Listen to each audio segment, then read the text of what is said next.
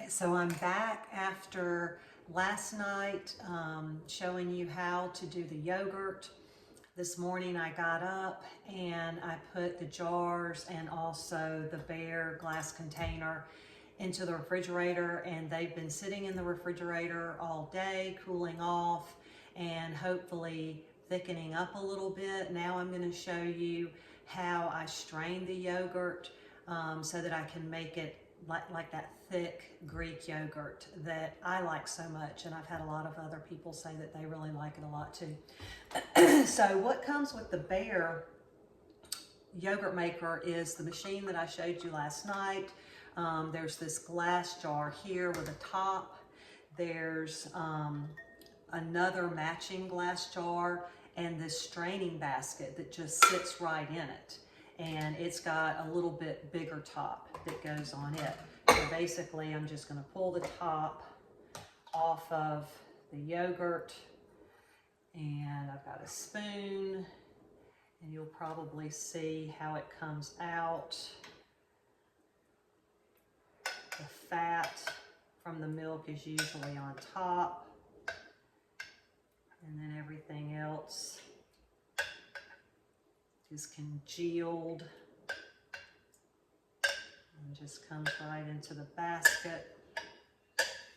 There's usually a little residue left along the bottom, so I try to scrape that out and just get as much of it as I can.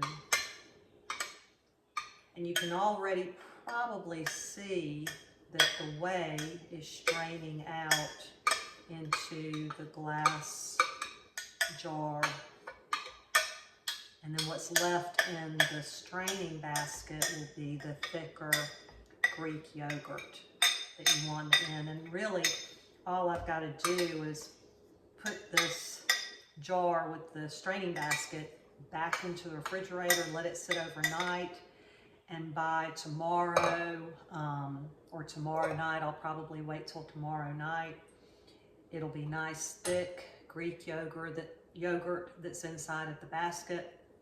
I'll have whey in the jar, and I can just pour that whey into a glass jar if I'm needing to keep some whey. I think I mentioned in my last video that the whey will keep in the refrigerator for up to 6 months.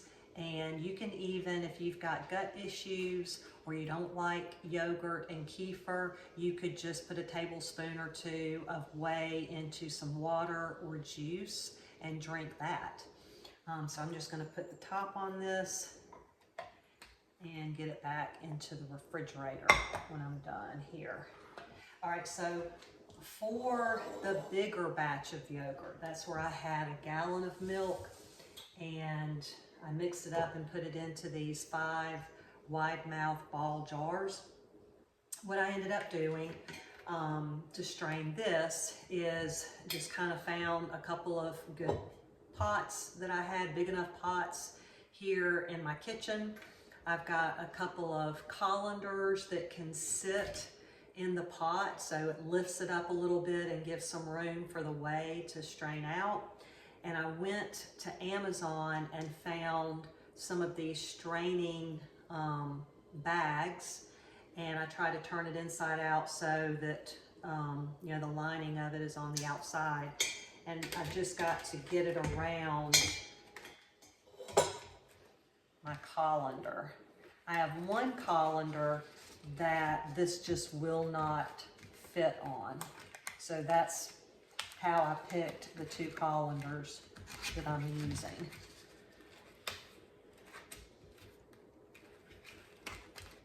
I really have to stretch it to get it over.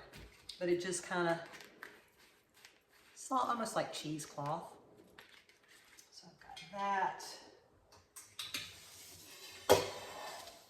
And then the other colander, I finally got me a stainless steel colander. I felt that was probably a little better than my plastic colanders, but the plastic colanders ended up coming in handy.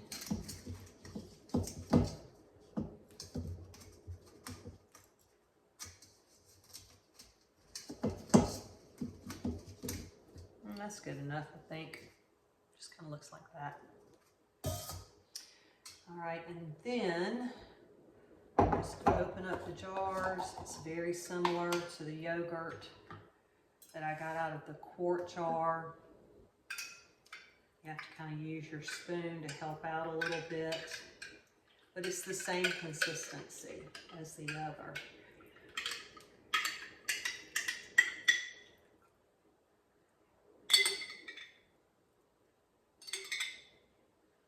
We end up on yogurt nights having a lot of jars to clean, or either it fills up the dishwasher.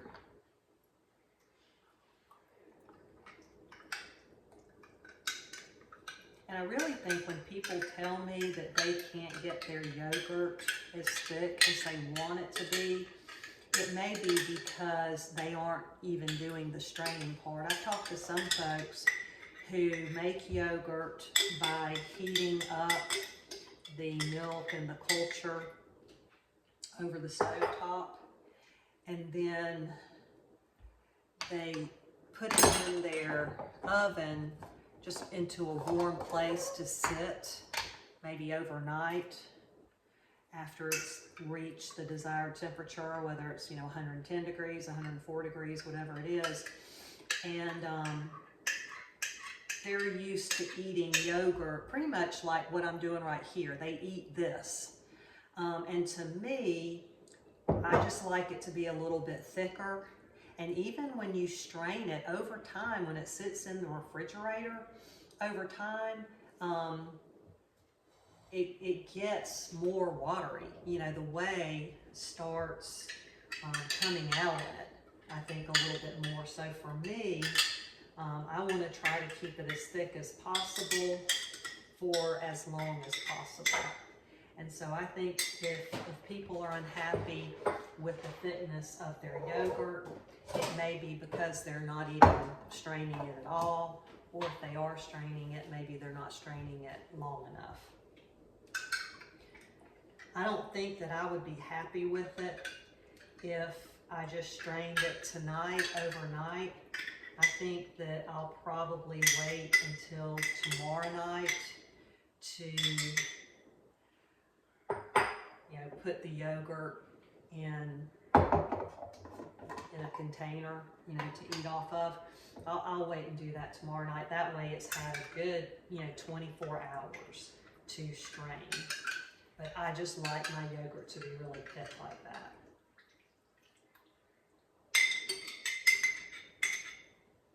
It seems to be coming out really well. And you can kind of stir it around a little bit if you want to. Maybe mix up, the fat. You can tell the difference in the yellow and the white.